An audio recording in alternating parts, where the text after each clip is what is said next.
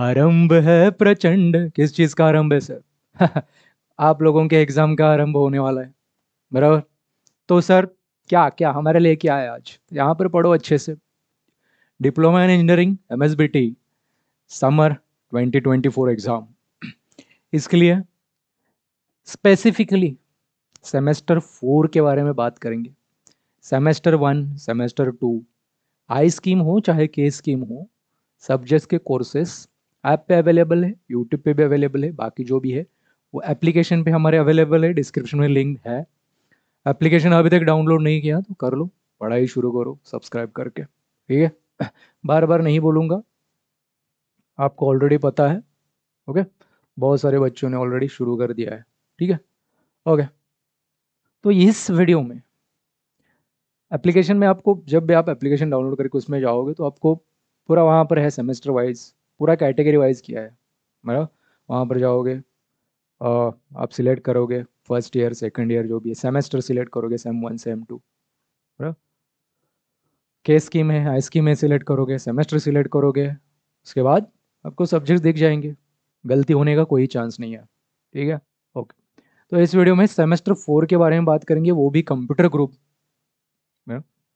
बाकी बच्चे जाके पढ़ाई कर सकते हैं, उनके लिए है नहीं कुछ, जो बता दिया वो था सबके लिए। लेकिन अभी मैं आई scheme, specifically I scheme, computer group, और वो भी सेमेस्टर 4 के बारे में बात करूंगा। बाकी बच्चे जाके पढ़ाई करें, वीडियो देखने की ज़रूरत नहीं है, ठीक है। ओके, तो चलिए शुरू करते हैं। तो आई स्कीम में कैसे पता चलेगा कि आपके लिए वीडियो है या नहीं? और एक हिंट देता हूँ, ये सब्जेक्ट कोर्स जो दिख रहे हैं 22, 412, 413, 414 और 415, तो इनमें से कोई भी एक सब्जेक्ट कोड अगर आपके सिलेबस में है तो आप रुक सकते हो। ओके, तो 22, 412 जावा प्रोग्रामिंग सब्जेक्ट का नाम है, शॉर्ट फॉर्म जेपीआर बोला जाता है उसको, सिलेबस में होता है वो। सॉफ्टवेयर इंजीनियरिंग या CN, data communication and engineering, data communication and computer network, DCC, और माइक्रो प्रोसेसर मतलब एमआईसी, ये शॉर्ट फॉर्म है। ये चारों सब्जेक्ट का, बराबर। आई स्कीम मतलब सेमेस्टर 4 में हो सकता है जो थर्ड ईयर में है उनका इनमें से कोई बैक हो सकता है, या फिर आई स्कीम वाले जो अभी रेगुलर में है, सेम 4 चल रहा है आई स्कीम का, रेगुलर सब्जेक्ट से, बराबर। तो काफ़ी सारे बच्चों के रिक्वेस्ट के बाद हमने ये पीडीएफ कोर्स एप्लीकेशन पे लॉन्च किया है। आईएमपी पीडीएफ हम उसको बोलते हैं, आईएमपी पीडीएफ कोर्स, बराबर।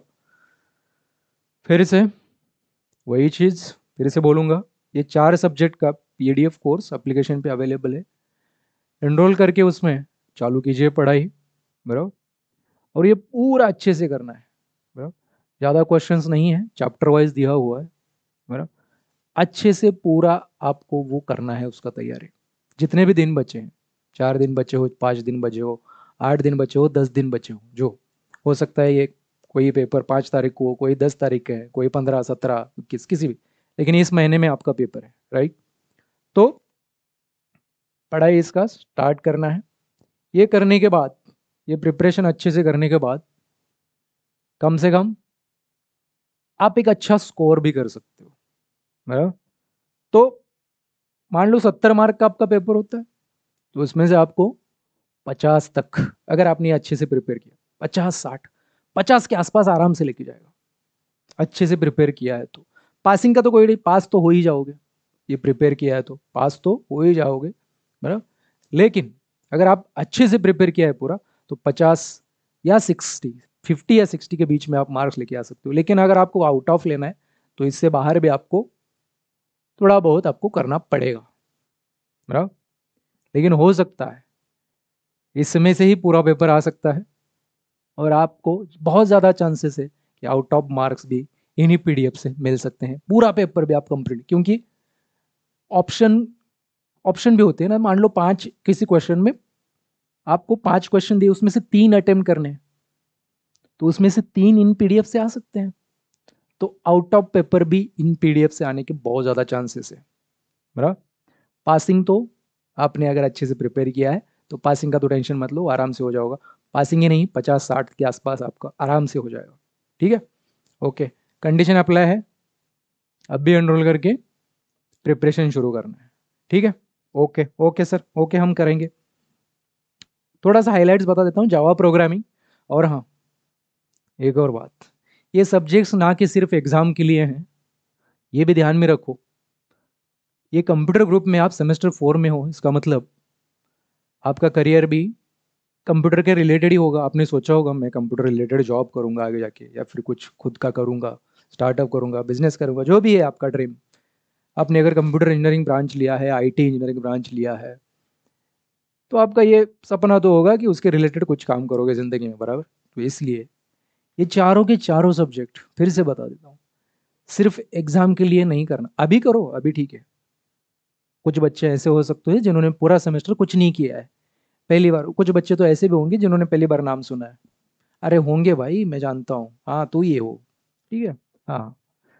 तो हाँ, कुछ बच्चे जो होते हैं उनको पता है, जिन्होंने पहले सेमेस्टर सेमेस्टर के स्टार्ट से अच्छे से किया है, उनको स्कोप था, उनके हाथ में था कि कॉन्सेप्ट समझ के लेना है, बहुत इंपॉर्टेंट है। ये पूरे करियर में आपको हेल्प करेगा सब्जेक्ट, डायरेक्टली इनडायरेक्टली हर जगह पे आएगा। आप चाहे आप जॉब में चले जाओ, बिजनेस में चले जाओ, कहीं पे भी चले जाओ, कंप्यूटर रिलेटेड कुछ भी कर रहे हो, तो ये डायरेक्टली इनडायरेक्टली आपके काम के सब्जेक्ट जिंदगी भर काम के हैं, बराबर। जावा प्रोग्रामिंग हो, प्रोग्रामिंग मान लो आप जावा में भी काम भी नहीं करोगे आगे जाकर, दूसरा प्रोग्रामिंग लैंग्वेज यूज करोगे, फिर भी प्रोग्रामिंग मतलब एक सेंस होता है। प्रोग्रामिंग एक स्किल होता है। लैंग्वेज बदल गया तो कुछ ज़्यादा फर्क नहीं पड़ता। सॉफ्टवेयर इंजीनियरिंग, कहीं भी जाओ, कोई भी प्रोग्रामिंग लैंग्वेज चूज करो, सॉफ्टवेयर इंजीनियरिंग तो वहाँ पर है ही, क्योंकि आगे जाके आप तो सॉफ्टवेयर इंजीनियर ही बनोगे, आपका डिजिग्नेशन भी सॉफ्टवेयर इंजीनियर होता है। ओके ठीक है।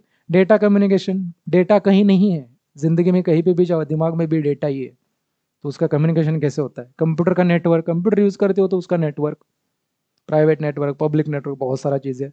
ये सब्जेक्ट्स, माइक्रो प्रोसेसर, प्रोसेसर के बिना कंप्यूटर नहीं चलता। कंप्यूटर ही क्या, मोबाइल आपका जो फोन प्रोसेसर होता है।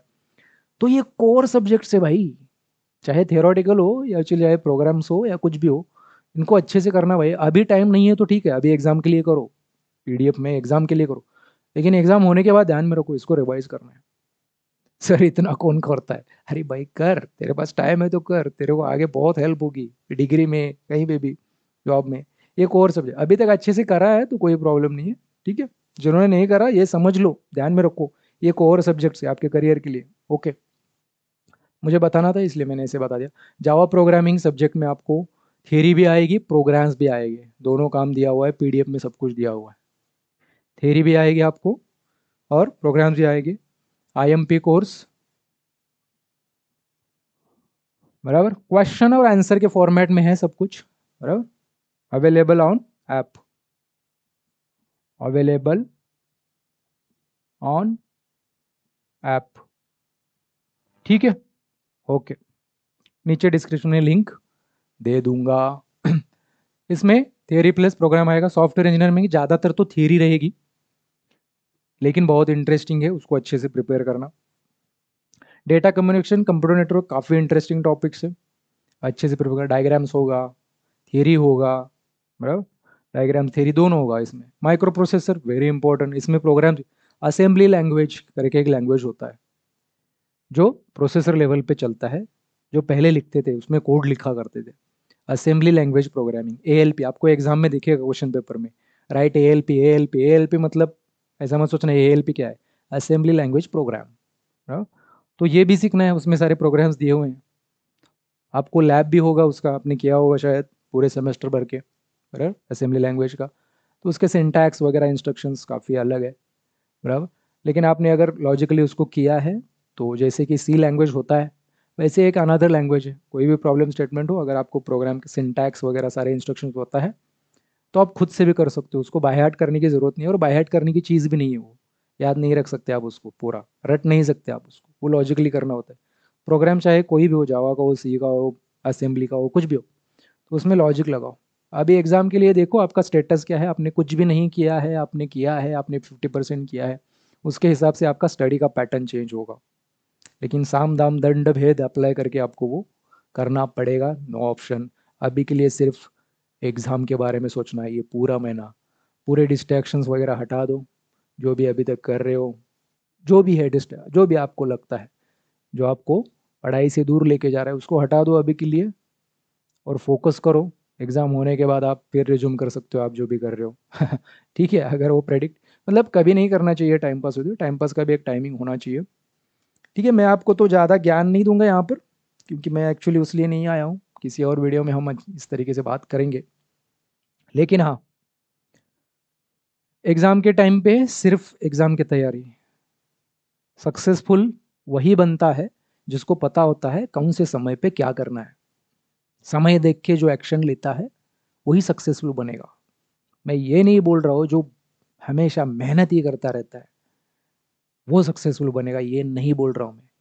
सक्सेसफुल वो बनेगा जो जिस वक्त मेहनत करनी है उस वक्त वो मेहनत ही करता है ना? और उसको पता होता है कि अभी मुझे क्या करना है, मेरी प्रायोरिटी क्या होनी चाहिए।